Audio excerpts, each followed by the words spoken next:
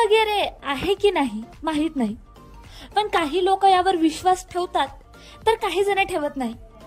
पण तुम्हाला आश्चर्य वाटेल की नासाच्या कॅमेऱ्यात भूत नाही पण भूतांचा बेट मात्र कैद झाला आहे. नासाच्या सॅटेलाइटमध्ये पृथ्वीवरील दुर्मिळ आणि अद्भुत असे दृश्य कैद झाले आहे.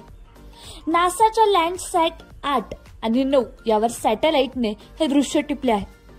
नासाच्या कॅमेऱ्यात चक्क घोस्ट आयलँड दिसलं. कॅप्सियन समुद्रातील हे दृश्य आहे. 2023च्या सुरुवातीला हे आयलँड पाण्याच्या बाहेर आलं आणि 2024च्या शेवटी ते पाण्यातून गायब झालं.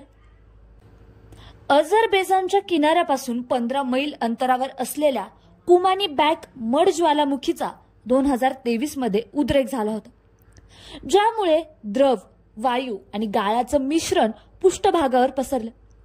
अझरबैजानमध्ये सापडलेल्या 300 पेक्षा जास्त मड ज्वालामुखीपैकी एक कुमानी बॅक मड ज्वालामुखी, जिथे मातीचे ज्वालामुखी अनियमितपणे उद्रेक होते.